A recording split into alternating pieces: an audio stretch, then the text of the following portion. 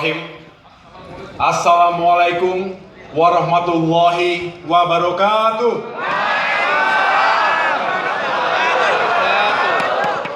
Salam sejahtera untuk kita semua. Om Swastiastu, Namo Buddhaya. Yang saya hormati, saya cintai dan saya banggakan seluruh warga Jakarta.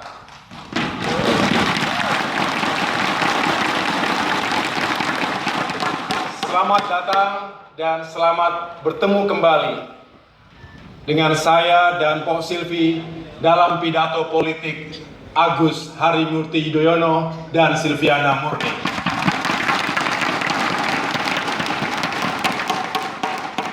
Kali ini saya akan menyampaikan bagaimana kami berdua menjabarkan program unggulan tentang pembangunan ekonomi, investasi, dan juga program rumah rakyat.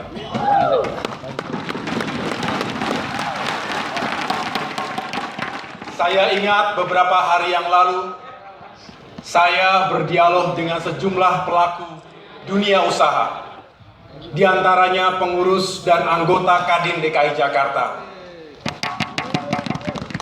Saya diberitahu bahwa 90% anggota Kadin DKI adalah pengusaha UMKM. Sebagian dari mereka menggantungkan usahanya dari proyek-proyek pemerintah daerah. Saat ini mereka sedang mengalami kesulitan karena Pemda DKI memberlakukan lelang konsolidasi.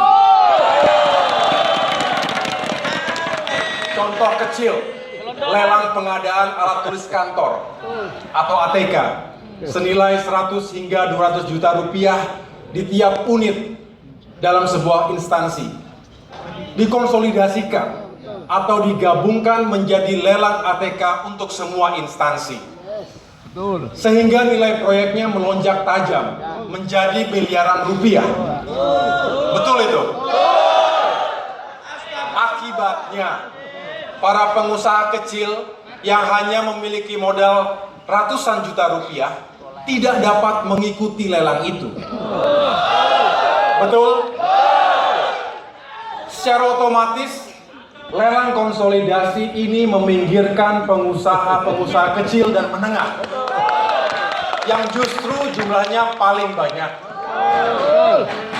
Apa akibatnya jika para pengusaha UMKM ini tidak mendapatkan peluang usaha yang baik? Tentu saja tiadanya pekerjaan mengakibatkan berkurangnya pendapatan. Betul? Sehingga bukan tidak mungkin, pelan tapi pasti angka pengangguran akan melonjak tajam. Oleh karena itu, efisiensi anggaran memang penting. Tapi saya yakin kita bisa menemukan cara-cara untuk meningkatkan partisipasi para pengusaha kecil dan menengah dalam membantu merealisasikan APBD DKI bagi kesejahteraan bersama.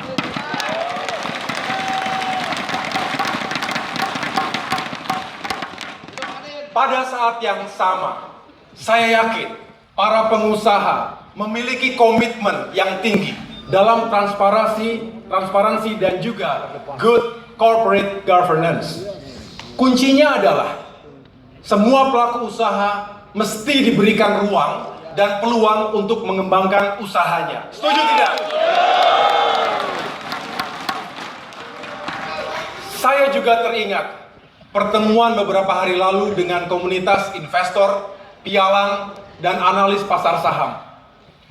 Sebagian dari mereka masih muda, lebih muda usianya dari saya.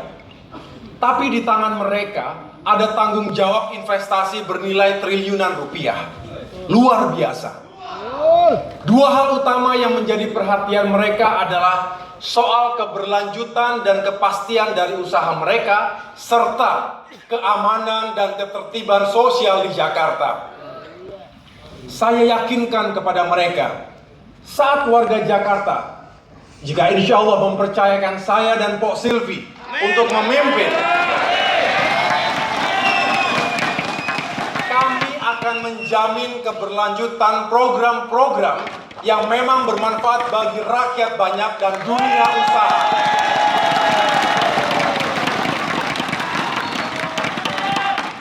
Ingat, anggaran pembangunan dan belanja daerah merupakan hasil pembahasan bersama dengan DPRD DKI, bukan anggaran pribadi yang bisa dihentikan seenaknya atas dasar suka atau tidak suka. Tentu saja, saya juga meyakinkan para investor, pengusaha, dan profesional ini tentang jaminan keamanan di Jakarta. Saya paham sekali berbagai aspek pengamanan kota Jakarta. Saya punya bekal pendidikan, penugasan, dan pengalaman lapangan militer, baik di dalam maupun luar negeri, selama 16 tahun. Untuk melindungi masyarakat, khususnya dalam 1 tahun terakhir ini, dalam kapasitas saya sebagai Komandan Batalion Pengaman Ibu Kota Jakarta, saya memahami betul seluk-beluk tantangan keamanan di Jakarta.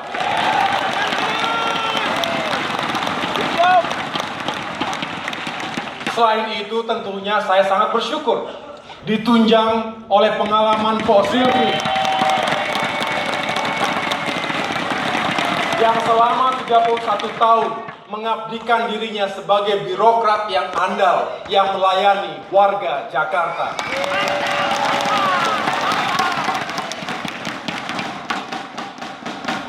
Saudara-saudara sekalian, kita mengetahui ketika kita berkumpul di Balai Kartini Jakarta hari ini, suhu sosial dan suhu politik kita sedang memanas.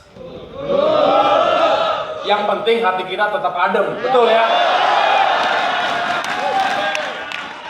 Boleh agak memanas sedikit, yang penting jangan lupa untuk senyum dan bahagia. Terutama para jomblo yang belum dapat jodoh ini.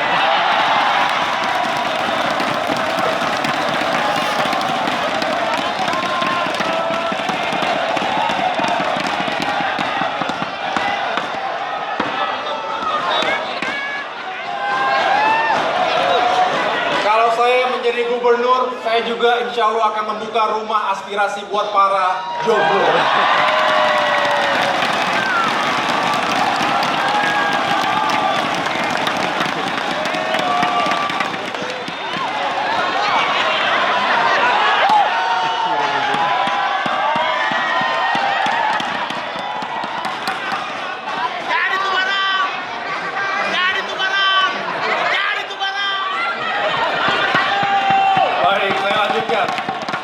Saya lanjutkan. Terima kasih. Saya amini doanya. Segera dapat jodoh yang belum dapat jodoh. Baik, saudara-saudara sekalian, Bapak Ibu yang saya cintai dan saya banggakan. Tentu situasi ini bukan hanya terjadi di Jakarta, tetapi juga di seluruh tanah air. Kita yakin dan berharap Bapak Presiden Jokowi dan para pembantunya bisa mengatasi kemelut sosial dan politik ini dengan baik. Baik dalam arti dapat diselesaikan secara damai, adil, dan demokratis. Kita tentu tidak ingin masalah awal yang sebenarnya dapat diselesaikan dengan baik, cepat, dan tuntas, dengan tetap bertumpu pada supremasi hukum atau rule of law, menjadi melebar dan meluas, sehingga mengancam persatuan kita, mengancam kebinekaan dan persaudaraan kita sebagai sebuah bangsa yang besar.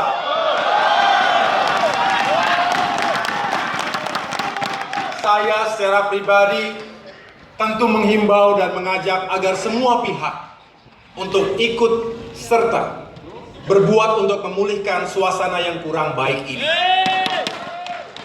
Saya juga mengingatkan, jangan ada tindakan yang melampaui batas dari pihak manapun.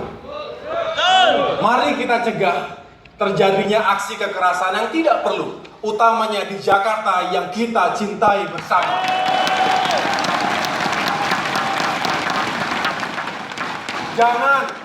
Jangan membawa permasalahan awal yang sebenarnya terang ke isu minoritas melawan atau versus mayoritas, dan terlebih lagi ke isu SARA. Kita ingat dulu, Bapak Ibu sekalian, pasca krisis politik dan ekonomi tahun 1998, negara kita dilanda oleh berbagai kerusuhan, kekerasan, konflik-konflik komunal.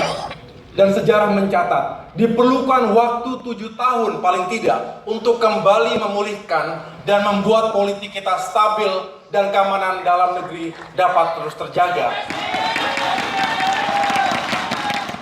Jangan lupakan sejarah. Ingat, dulu betapa tidak mudahnya kita mengatasi konflik komunal yang terjadi di Ambon, Poso, Maluku Utara. Juga sulitnya mengatasi permasalahan keamanan di Aceh dan Papua. Alhamdulillah, hingga tahun 2015 yang lalu situasi politik, sosial, dan keamanan Indonesia selama lebih dari 1 dekade relatif terjaga. Langsung atau tidak langsung, saya terlibat dalam proses ini, terutama dalam penugasan militer saya yang terakhir, yaitu aktif menjaga stabilitas dan keamanan ibu kota. Kita tentu tidak berharap, karena kelalaian dan kesalahan kita, negara kita kembali dilanda konflik sosial, politik, dan konflik komunal. Karenanya, marilah kita cegah bersama bencana politik, sosial, dan keamanan itu untuk tidak terjadi lagi. Setuju? Setuju.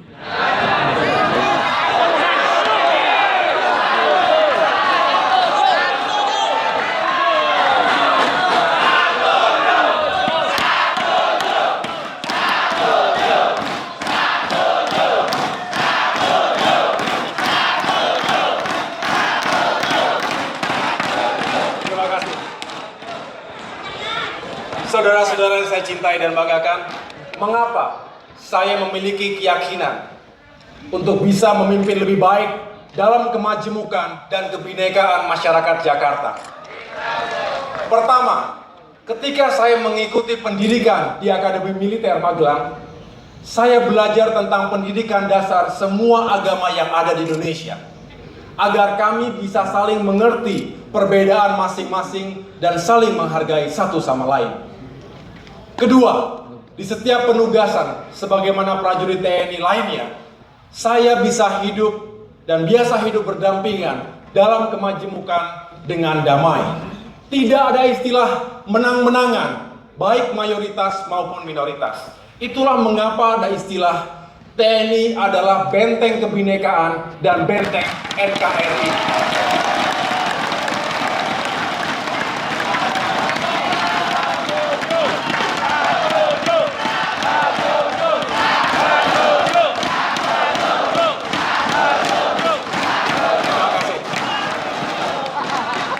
Karena selain pemimpin mayoritas harus menghargai minoritas, pemimpin minoritas pun harus menghargai mayoritas. Inilah sejatinya wajah Indonesia dan wajah Jakarta kita. Insya Allah, jika saya terpilih menjadi gubernur, maka menjaga persatuan dalam kemajemukan serta memelihara stabilitas dan keamanan akan menjadi prioritas utama.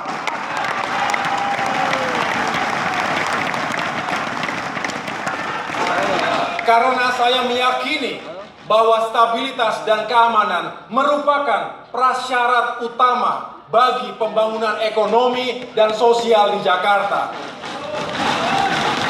Insya Allah kita bisa. Together we are stronger. Together we can.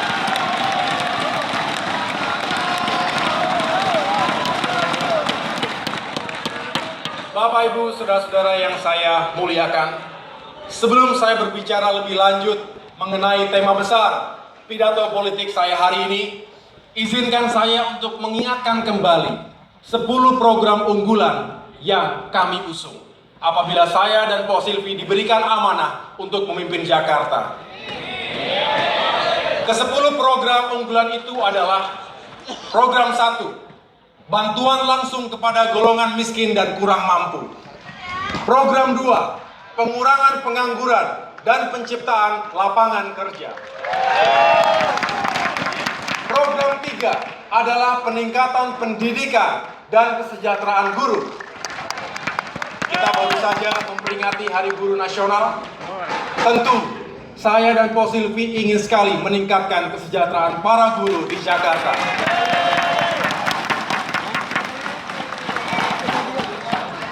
Kita semua tidak bisa hadir dan berdiri tegak, memiliki profesi yang baik dan kesuksesan tanpa jasa para guru.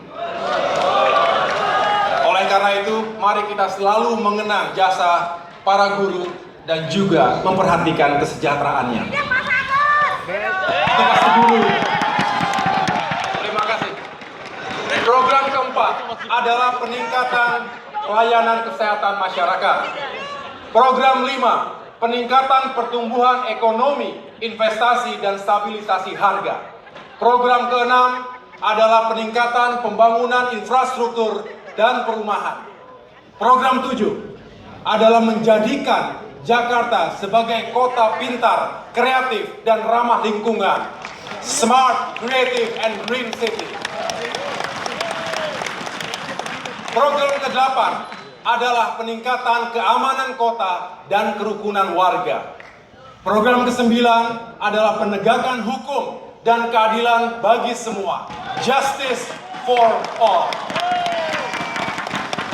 Dan yang terakhir, program 10 adalah peningkatan kualitas pemerintahan dan birokrasi.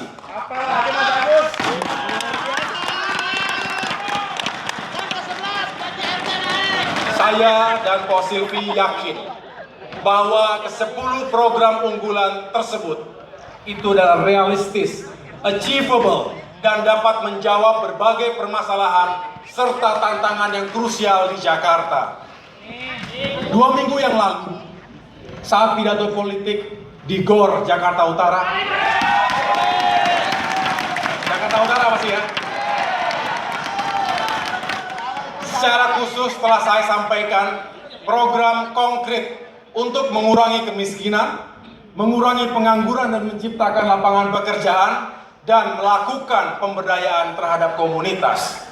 Komitmen kami adalah yang pertama, memberikan dana bergulir sebesar 50 juta rupiah untuk 1 unit usaha.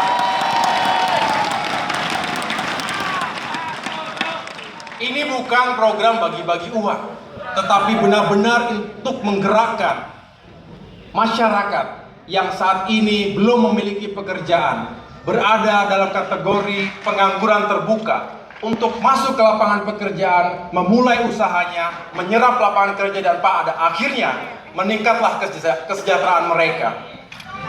Kedua, memberikan bantuan langsung sementara atau BLS sebesar 5 juta rupiah per tahun kepada 1 keluarga miskin atau kurang mampu, baik yang memiliki lansia dan balita maupun tidak. Sekali lagi, ini juga bukan program bagi-bagi uang. Artinya ini adalah sebuah rasa simpati dan kepedulian kita bersama terhadap saudara-saudara kita yang hidupnya sangat sulit. Dan ini sifatnya sementara, dan mudah-mudahan tentu ini semua masih dalam kapasitas APBD Jakarta atas persetujuan dengan DPRD DKI.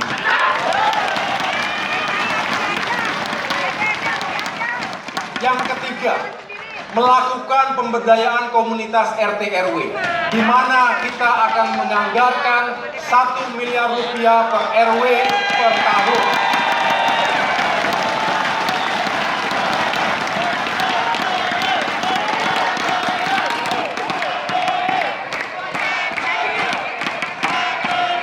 Terima kasih. Ini juga merupakan program untuk mengajak partisipasi aktif dari masyarakat yang ada di bawah. Mereka selama ini merasa diabaikan, tidak didengar aspirasinya. Tetapi melalui program ini, saya dan Pak Silvi berharap akan terjadi perubahan paradigma pembangunan Jakarta, di mana rakyat benar-benar dilibatkan Tidak hanya dalam konsep, tetapi juga dalam aksi untuk meningkatkan kualitas hidup di lingkungannya. Kami bersyukur. Terima kasih. Semangatnya melebihi semangat Panglima Sudirman.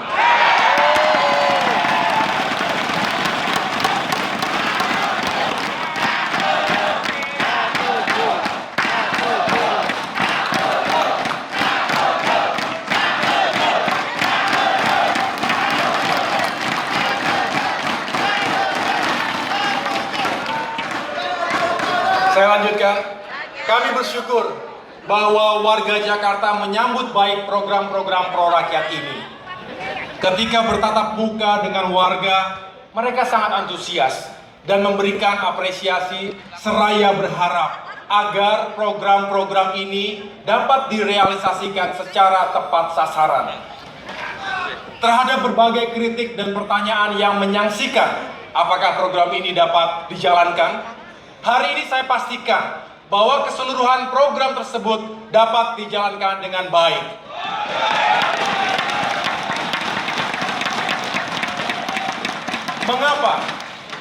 Mengapa? Karena program ini telah dirancang secara matang dan telah dikaji kelayakan penganggarannya melalui APBD.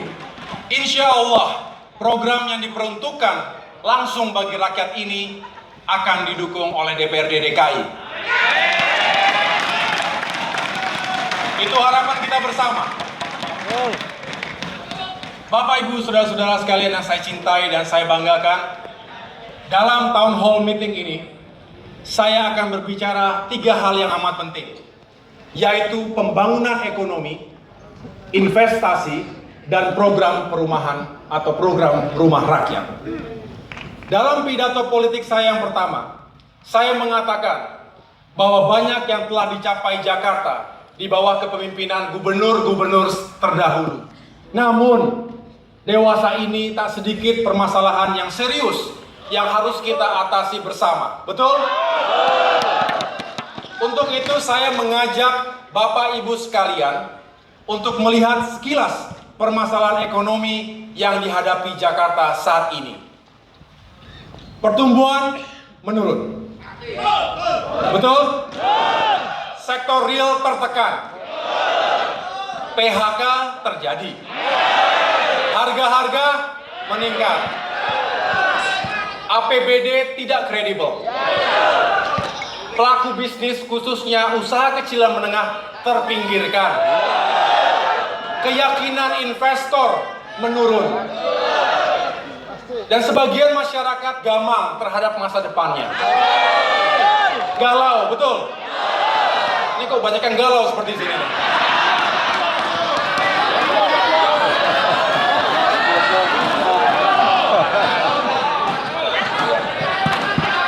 Maka untuk mengatasi permasalahan-permasalahan tersebut, saya dan Pak Silvi akan memprioritaskan berbagai upaya untuk meningkatkan pertumbuhan ekonomi Jakarta melalui peningkatan investasi, belanja pemerintah, dan juga konsumsi rumah tangga. Mengapa pertumbuhan ekonomi menjadi prioritas? Ya, karena banyak sekali permasalahan dan kesulitan hidup rakyat yang diakibatkan oleh ekonomi yang tidak tumbuh dengan baik. Saat ini, Jakarta terus mengalami tekanan ekonomi, di mana pertumbuhannya makin melambat. Pada tahun 2013, pertumbuhan ekonomi berada pada angka 6,58%, lalu menurun cukup tajam, di mana pada semester pertama tahun 2016 menjadi 5,74%. Karena ekonomi tidak tumbuh baik, lapangan pekerjaan tidak tercipta, alias banyak yang menganggur. Nah, yang menganggur pun ternyata bukan hanya kalangan bawah, tetapi termasuk pula kaum profesional dan terdidik. Orang yang menganggur tentu tidak akan punya penghasilan atau income yang cukup. Ditambah dengan harga-harga yang sudah terlanjur naik. Akibatnya, Sebagian rakyat tidak mampu mencukupi kebutuhan sehari-harinya. Nah, keadaan begini nih pasti menambah jumlah orang yang miskin, betul? Ekonomi yang melambat dan lesu berarti pula sektor real tidak akan tumbuh dengan baik. Pasti mengakibatkan tidak tercapainya sasaran penerimaan pajak. Dan kalau sasaran penerimaan pajak tidak tercapai, maka berbagai target pembangunan ekonomi juga tidak akan tercapai. Setuju? Setuju.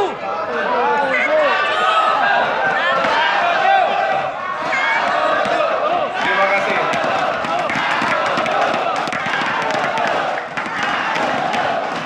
Terima kasih. Di waktu yang lalu juga saya sampaikan bahwa di Jakarta ini banyak paradoksnya.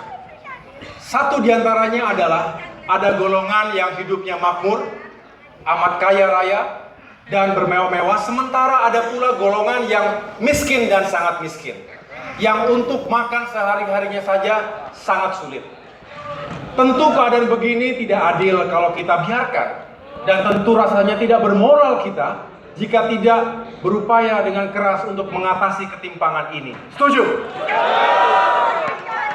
Nah, upaya mengatasi ketimpangan ekonomi ini menurut saya bukan hanya konsep sosial dan konsep keadilan, tetapi pada hakikatnya juga merupakan sebuah konsep ekonomi. Saya kembali menegaskan bahwa pertumbuhan ekonomi sangat penting. It is the necessary condition to overcome the economic problems. Namun saudara-saudara sekalian, pertumbuhan juga harus adil. Kita tentu senang kalau semakin banyak yang kaya. Tetapi jangan lupa untuk membayar pajak dan peduli kepada saudara-saudara kita yang kurang mampu. Kelompok menengah, saya ulangi, kelompok menengah atau the middle class juga harus kita perhatikan dan dorong untuk lebih maju dan semakin sejahtera. Nah, yang miskin harus kita bantu dengan tulus dan dorong sehingga pada saatnya mereka mampu keluar dari jurang kemiskinan dan mampu mencukupi kebutuhannya sehari-hari. Inilah falsafah dan konsep besar tentang pertumbuhan ekonomi yang saya anut. Pertumbuhan yang berkeadilan, growth with equity. Tapi bagaimana cara kita meningkatkan pertumbuhan ekonomi Jakarta 5 tahun mendatang? Tentu ada banyak cara. Menurut saya yang pertama adalah melalui investasi dan mengembangkan sektor real. Kami akan bangun iklim usaha dan peluang investasi yang lebih baik agar lebih banyak lagi bidang usaha dan proyek yang tersedia. Salah satunya, contohnya dengan program rumah rakyat yang dalam 5 tahun mendatang akan membangkitkan ekonomi Jakarta sekitar 900 triliun rupiah yang akan saya uraikan pada bagian akhir pidato ini.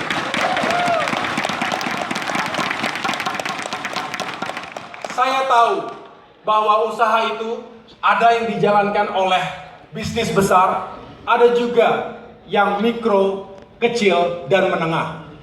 Sementara itu, ada bisnis yang dilakukan oleh negara, baik itu BUMN dan BUMD, serta swasta dan koperasi. Kami akan buka ruang dan peluang untuk semua. Saya kira Jakarta cukup luas untuk semua bisnis bisa berkembang. Setuju?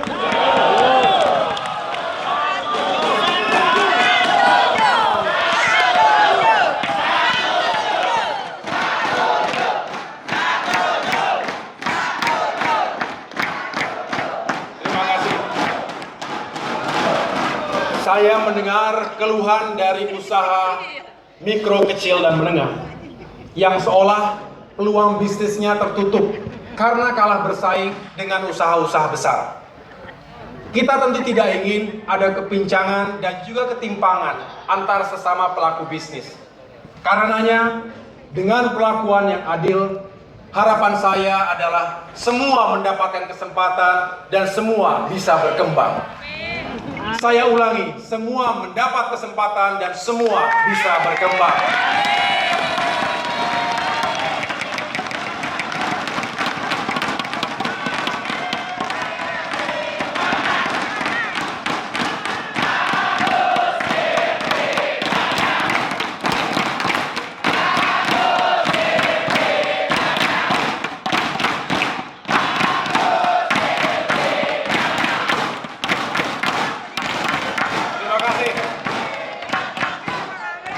kasih, luar biasa. Nanti kita perlu satu sesi khusus untuk yel-yel. Akan saya pimpin sendiri.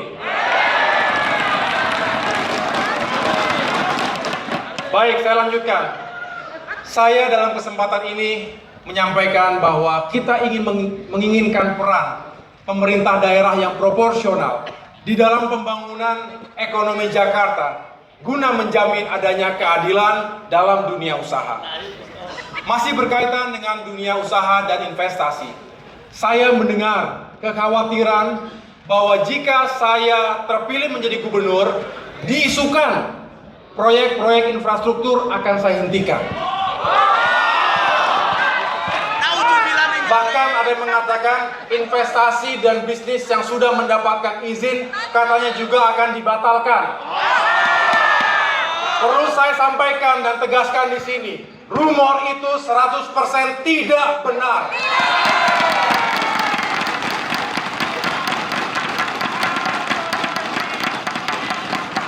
Itu sengaja diisukan, dilontarkan ke publik hanya untuk menghadirkan kecemasan dan ketidakjelasan atau uncertainty. Ini tidak baik bagi iklim usaha dan investasi di Jakarta tentunya. Oleh karena itu saya tegaskan lagi bahwa isu tersebut tidak benar. Tidak benar. Saya dan Ko Silvi bukanlah tipe pemimpin yang akan begitu saja membatalkan atau menghentikan proyek-proyek yang sedang berjalan. Sifat dan kebijakan model begitu berbahaya karena tidak ada kepastian hukum dan usaha. Akan dipertanyakan di mana business and legal certainty-nya kalau Jakarta diperlakukan seperti itu dunia usahanya. Prinsip dan kebijakan saya jelas, yaitu kesinambungan atau continuity dan perubahan atau change. Prinsip itulah yang akan saya jalankan jika saya menjadi gubernur kelak. Insya Allah. Cara kedua untuk meningkatkan pertumbuhan ekonomi adalah dengan meningkatkan government spending atau belanja pemerintah. Dalam politik anggaran dan kebijakan APBD Jakarta mendatang, saya ingin memastikan bahwa jumlah belanja pemerintah meningkat dan penyerapannya pun akan kami tingkatkan.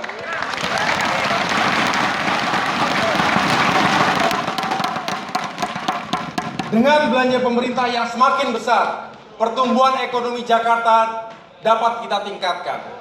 Kita ketahui bersama bahwa penyerapan APBD Jakarta untuk tahun anggaran 2015 kurang dari 75%. Angka ini terlalu rendah. Ke depan, penyerapan anggaran harus kita tingkatkan. Nah, cara ketiga untuk meningkatkan pertumbuhan ekonomi adalah dengan menjaga dan meningkatkan konsumsi rumah tangga atau household consumption. Dalam kondisi ekonomi yang tidak baik seperti sekarang ini, saya akan memastikan bahwa konsumsi rumah tangga terjaga secara baik. Itulah sebabnya saya akan menggulirkan 3 program pro rakyat yang telah saya sampaikan tadi. Dengan program ini, daya beli masyarakat akan terjaga. Daya beli semakin kuat akan meningkatkan permintaan barang dan jasa, yang itu juga berarti sektor real akan semakin bergairah.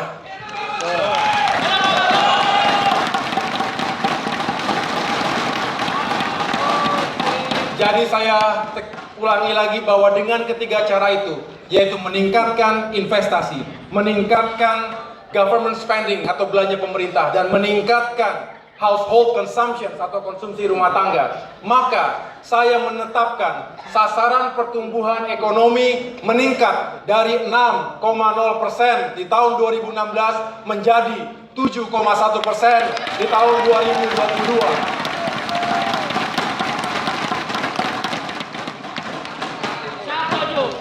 Pada saat yang sama, kesenjangan akan kami tekan sehingga indeks Gini menurun dari 0,41 di tahun 2016 menjadi 0,35 di tahun 2022. Dengan target-target ini, saya ingin mengajak seluruh dunia usaha untuk berinvestasi di Jakarta.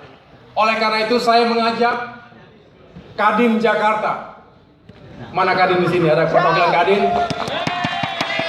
HIPMI Jakarta, REI Jakarta, Apersi Jakarta, dan seluruh pelaku ekonomi di berbagai bidang termasuk infrastruktur, jasa, industri, pertanian, peternakan, perikanan, dan kelautan, transportasi, teknologi informasi dan komunikasi, industri kreatif, hotel dan pariwisata, retail, makanan dan minuman, serta yang lainnya. Mari kita bersama-sama membangun perekonomian dan meningkatkan kesejahteraan warga Jakarta.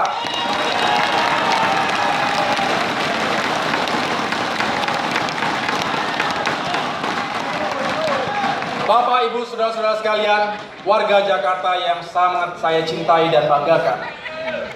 Pada bagian akhir pidato politik ini, saya akan menjelaskan sebuah inisiatif baru tentang pembangunan Jakarta. Program ini saya sebut sebagai program Rumah Rakyat. Mengapa saya menghendaki program Rumah Rakyat ini? Boleh saya cerita sedikit? Boleh curhat sedikit?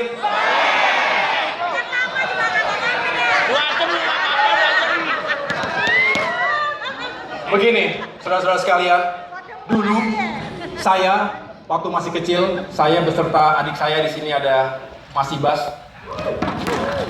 Tentu tinggal dengan kedua orang tua saya, tinggal di sebuah tangsi militer di daerah Dayakolot, Bandung.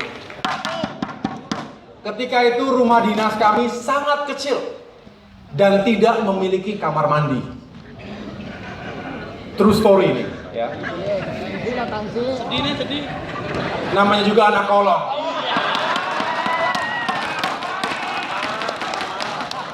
Mungkin bagi sebagian Bapak Ibu di sini sulit membayangkan tinggal di lingkungan yang harus berbagi kamar mandi dengan para tetangga. Saya yakin saat ini sebagian Bapak Ibu yang hadir di sini memiliki kamar mandi di rumahnya masing-masing, bahkan di kamar tidurnya sendiri. Tidur di kamar mandi. Saat itu ibunda saya tercinta, Ibu Ani ini sampai hafal betul jadwal para tetangganya menggunakan kamar mandi. Saking seringnya harus menunggu giliran. Dengan demikian, kalau saya saja mampu merasakan betapa sulitnya tidak memiliki kamar mandi di rumahnya sendiri, tentu saja saya pun mampu membayangkan sulitnya orang yang tidak memiliki rumah.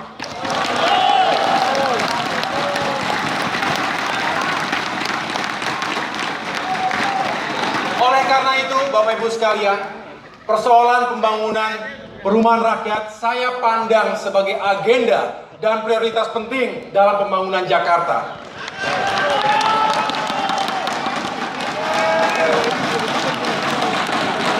Berdasarkan hasil kajian, pendalaman, dan juga interaksi saya dan Ko Silvi dengan warga Jakarta, kami menemukan sejumlah permasalahan perumahan warga Jakarta, meliputi beberapa hal. Pertama, total kekurangan atau backlog perumahan di Jakarta lebih dari 300.000 unit dan akan terus bertambah jika kekurangan ini tidak segera diatasi. Kedua, kepemilikan rumah di Jakarta ternyata baru sekitar 47% saja. Di luar ini mereka harus mengontrak, indekos, atau menumpang. Ketiga, dan yang paling krusial adalah banyaknya kawasan pemukiman kumuh di Jakarta, yaitu sekitar 1.000 hektar yang lokasinya tersebar di 13 sungai yang ada di Jakarta. Betul? Selama ini penataan kawasan pemukiman kumuh hampir selalu dilakukan dengan cara penggusuran. Akibatnya justru terjadi proses pemiskinan karena warga yang tadinya memiliki rumah menjadi penyewa. Betul? Nah, ketika warga tersebut tidak mampu menyewa, mereka harus meninggalkan tempat. Betul tidak? Selain itu, warga terputus dari mata pencaharian yang telah lama mereka jalani. Saya dan Pak Silvi berkeliling ke berbagai kawasan hunian padat dan kumuh. Ada satu hal yang selalu kami temui, yaitu ketakutan massal akan penggusuran. Mereka tahu persis ketika mereka digusur, maka mereka akan kehilangan kepemilikan dan penghidupan mereka. Sangat menyedihkan dan sangat memprihatinkan. Ketakutan ini merata di mana-mana. Di mana-mana. Bagaimana mungkin warga takut pada pemerintah daerahnya sendiri? Bagaimana mungkin Pemda menjadi momok bagi warganya sendiri? Tentu saya ingin sekali menghadirkan solusi untuk mengatasi permasalahan perumahan tersebut. Untuk itu, saya dan Pak Silvi menawarkan program Rumah Rakyat.